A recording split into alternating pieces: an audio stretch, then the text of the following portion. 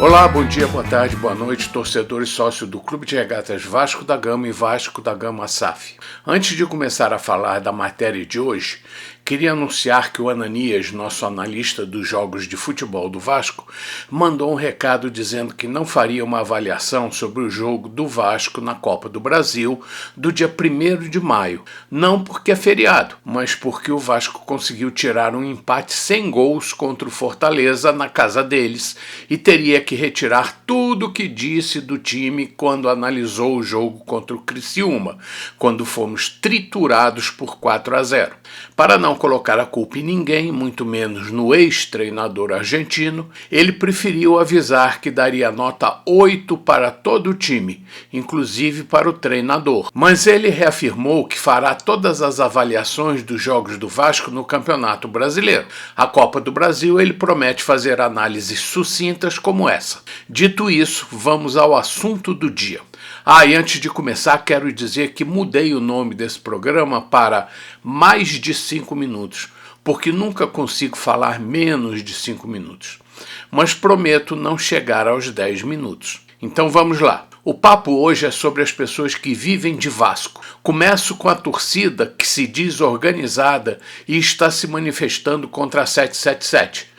Não sei se querem que o Vasco volte a ser administrado pelo clube associativo ou se apoiam o sistema da Sociedade Anônima do Futebol.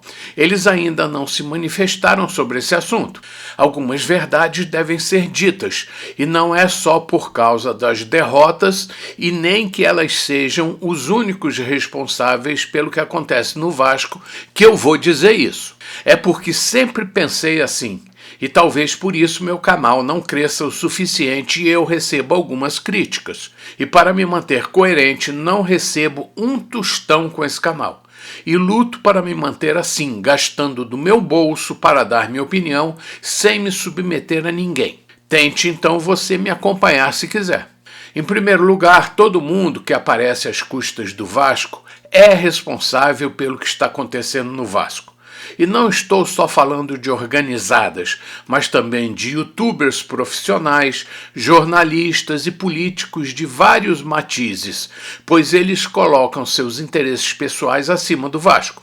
E quando falo de Vasco, não me interessa o clube ou a SAF, mas sim a instituição Vasco da Gama, que está acima de tudo isso e não é respeitada. Começo analisando as organizadas vascaínas, que são grupos que, comandados por algumas pessoas ou grupos de pessoas, manipulam associados que lhes dão poder. Afinal, sem um exército não se ganha uma guerra. E esses grupos se arvoram de representantes de uma torcida de mais de 20 milhões de pessoas. Será que é isso mesmo? Quem que está por trás deles? Ou será que não existe ninguém? São só grupos abnegados de torcedores, coitados, tão inocentes? Pode ser, mas cadê a transparência? Exigir alguma coisa de alguém obriga você a dar o exemplo. Nessas torcidas, só vejo pessoas truculentas, parecendo que para fazer parte desses grupos tem que ter uma idade e um físico que lhe permita fazer parte de uma comissão de frente e estar disponível quando o general convocar. É isso que percebo, seja para torcer, seja para protestar, seja para vandalizar. Onde estão as famílias e seus filhos menores que as TVs adoram mostrar nos jogos? Ou seja, onde está a verdadeira torcida do Vasco? Essa de fachada que compra os ingressos para os jogos, quebra o pau e faz protestos, não me representa. Pelo menos até conhecer seus números e ter acesso aos seus procedimentos e regras. Daí reclamar de um contrato com cláusulas de confidencialidade entre o associativo e a empresa que adquiriu a SAF do Vasco é apenas mais uma hipocrisia. Onde estão os milhões de torcedores do Vasco que, para representar a instituição, não precisam se envolver com uma facção ou grupo associado a balbúrdia e vandalismo? Basta torcer e sofrer nas derrotas e se alegrar nas vitórias. E colocar o nome Vasco da Gama acima de interesses pessoais. Poderia até continuar a falar desses grupos, que se assemelham a facções e são temidas pelas autoridades, mas preciso falar de outras panelinhas. Com certeza, um investidor estrangeiro não consegue entender o poder deles, sua importância e a necessidade de sua existência. O patrocinador deseja retorno financeiro para o dinheiro que investiu e, para isso, precisa dos milhões de torcedores e não dos milhares que compõem esses grupos.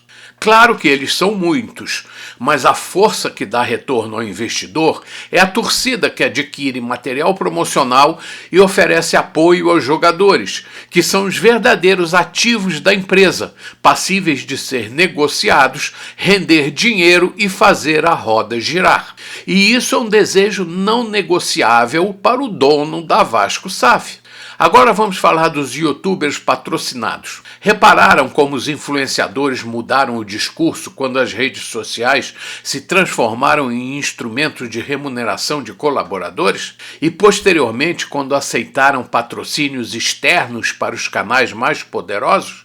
Pois é, as críticas às plataformas diminuíram e aqueles que conseguiram patrocinadores pararam de falar de alguns assuntos que confrontavam seus possíveis financiadores.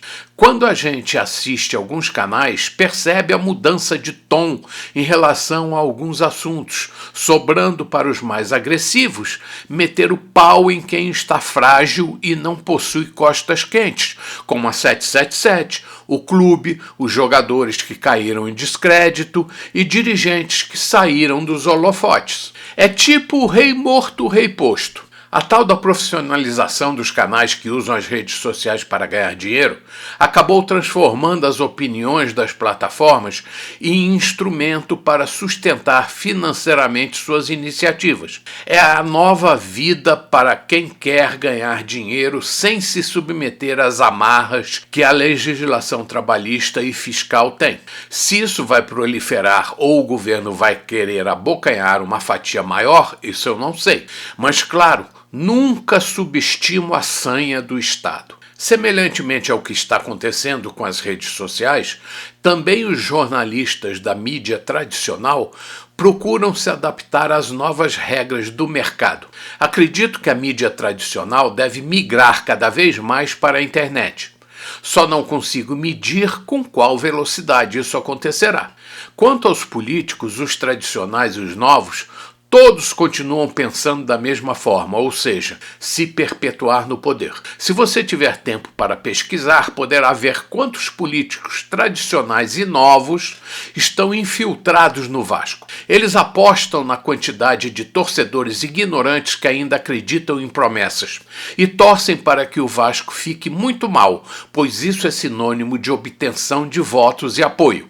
É só acompanhar os chats dos canais do Vasco para avaliar o nível de ignorância da população em relação a isso. Sei que isso não me favorece, mesmo que esteja lutando para conseguir alcançar pelo menos 500 inscritos para que o YouTube me deixe ter mais visibilidade. E tudo isso sempre de graça, mas não abro mão de obter seguidores que tenham interesse em perseguir um nível mais elevado no campo da opinião. Desculpem, mas meu interesse não é ganhar um concurso de Mister Simpatia. Por isso, algumas opiniões minhas podem não estar alinhadas com o pensamento doutrinário do politicamente correto, que na realidade é a mesma linha do "se você me contrariar, eu vou te perseguir". Prometo manter a coerência de minhas opiniões independentemente dos prejuízos que essa direção possa acarretar ao meu canal. Mas esse é apenas um canal, simplesmente um canal de YouTube, nada mais. Por isso, continuo em frente desejando a todos um bom dia, boa tarde, boa noite para os amigos, torcedores e sócios do Clube de Regatas Vasco da Gama e Vasco da Gama SAF. Saudações vascaínas e até breve!